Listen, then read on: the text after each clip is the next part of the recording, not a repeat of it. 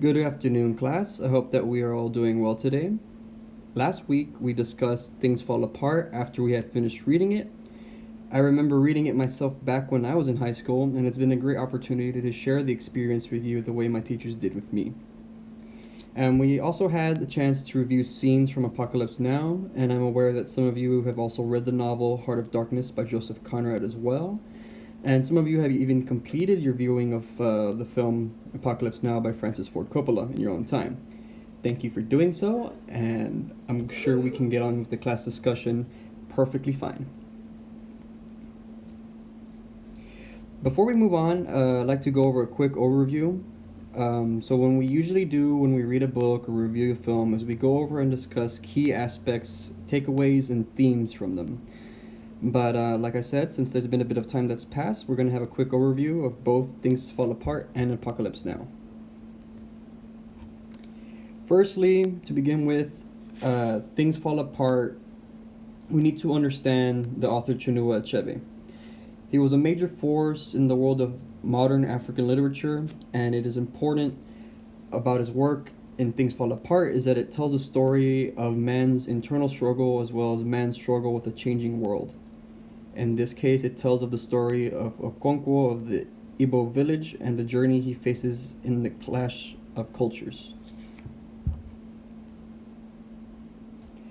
Things Fall Apart was written in 1958, and in the novel, it starts off with Okonkwo as a wealthy and respected warrior of his clan, although throughout the novel we can see that his actions based on his culture and role as a man bring him down a path of depression and ill fate, whether it's having to leave his tribe after killing his own son, or banishment for those 7 years after accidentally killing another village member's child, even killing one of the missionaries that have come by to convert his old village people to Christianity. In the end, it is Okonkwo who hangs himself as he cannot deal with the changes that has happened to his people and his culture over his time there, and his actions drive his development and convey a man who has been shaped by his cultures and beliefs. Moving on now, we have Apocalypse Now, but first it's important to realize the changes between the movie and The Heart of Darkness, the novel.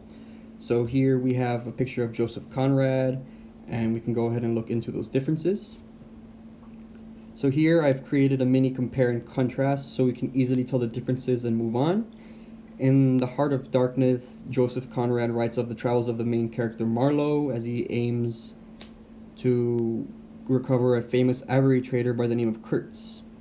It is said that Kurtz has become savage like the natives, and during the novel, Marlowe sees what has caused Kurtz to slowly turn into that kind of person, and in the end, Kurtz dies due to his illnesses and disease, and it leaves Marlowe realizing the horror of Kurtz's actions that led him to that point of self-demise. Whereas in Apocalypse Now, we have Captain Willard, who was ordered to eliminate Colonel Kurtz, an American soldier who is not an ivory trader, but instead who has become AWOL and taken into fighting the war his own way, and he has hidden himself in the jungle. So it is up to Willard to go and assassinate Kurtz, essentially, in order to, protect the American soldiers and keep things in line. Let's see. The main difference between the two would be in The Heart of Darkness, we have Marlowe being a character who has not yet been exposed to the horrors of the Heart of Darkness or the human nature.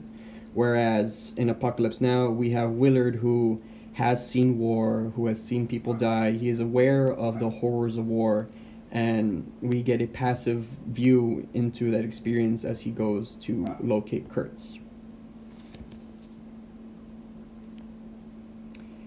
Moving on, we have the reason as to why the Heart of Darkness does not take place in the African Congo in Apocalypse Now.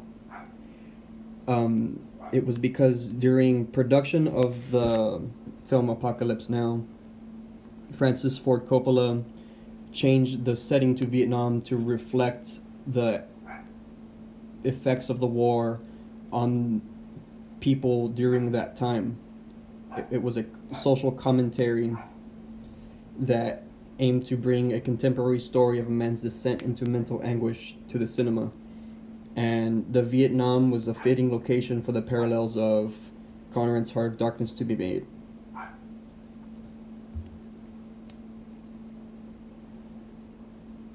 Let's see, moving on. To quickly summarize Apocalypse Now, we as was mentioned, Captain Willard is assigned to eliminate Colonel Kurtz, who has been considered a threat, and he has isolated himself in the jungle with those who idolize him and his ways of war. And throughout the film, we're given examples through Willard's perspective of how the Vietnam War was handled, whether it was through the bombings, the torture, or really just the extent to which humans can seek during times of war and depravity. Alright, moving on, we have a quick overview of Francis Ford Coppola. He originally began filming in 1976, but with a plethora of production errors, such as them not being able to get military vehicles for use, terrible weather on location, on-set medical issues, and a wild casting, especially with Marlon Brando as Colonel Kurtz. He had a lot on his hands, and it was after months and months of filming that he was able to gather enough film to edit a cohesive adaptation of The Heart of Darkness. And it would be in 1979 that his efforts would lead to the movie's release and the eventual winning of 2 Oscars, one for cinematography and one for sound. Moving on, let's view the characters. Firstly, we have Okonkwo, the peak of masculinity. He has 3 wives, is a fierce warrior, farmer of yams, a manly crop to those Igbo people.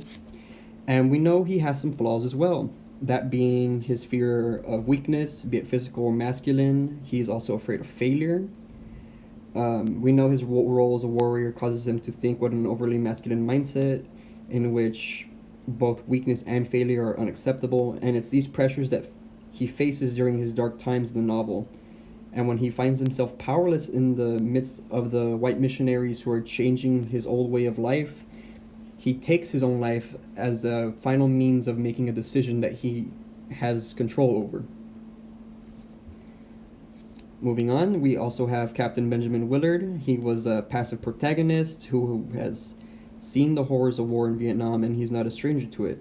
He has himself engaged in the brutality of the war, and he becomes shell-shocked. He knows he must eliminate Colonel Kurtz because he poses a threat to his fellow Americans, and he plays a largely passive role until he has to cut down Kurtz himself in the end and sink into the darkness that Kurtz did. And found himself in. Alright, now that we have caught up, we can compare and contrast the two. We will be doing so with this Venn diagram that I have constructed.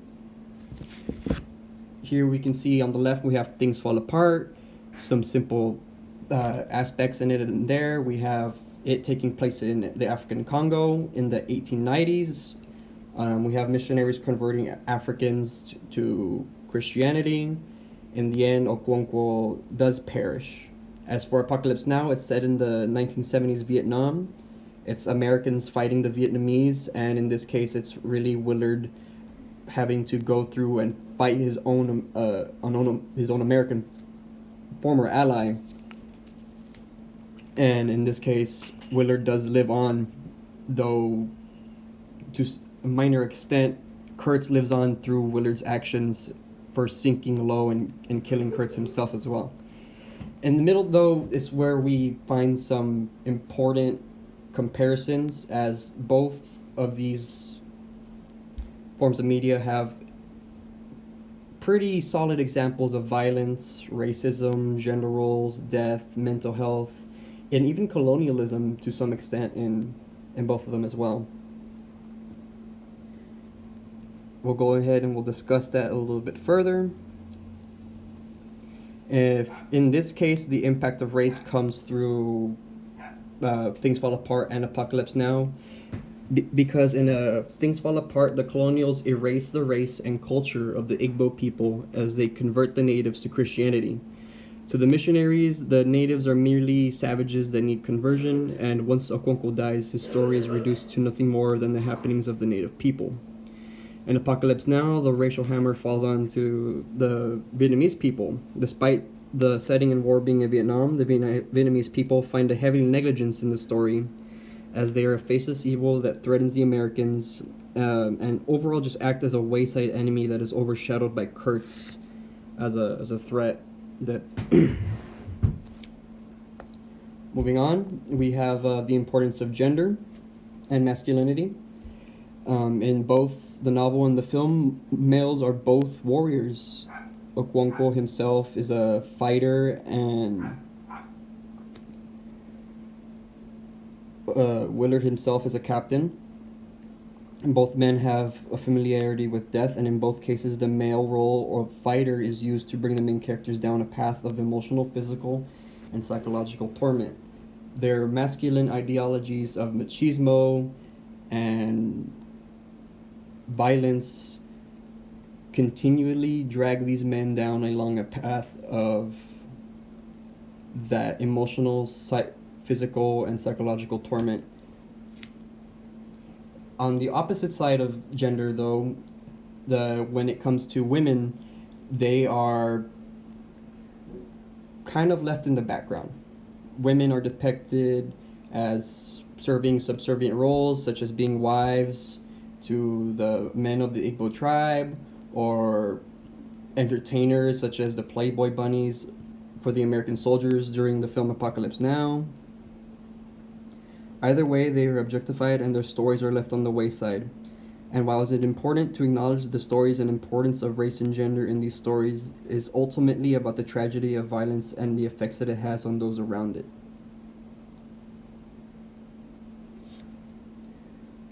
It is important to realize that stereotypes of both gender roles and race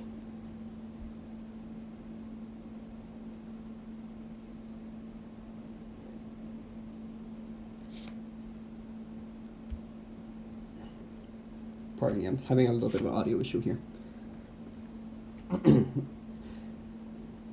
It is important to understand the effects of gender and race in these novels as they act as examples for us to learn from and to avoid repeating the mistakes the men in these novels make.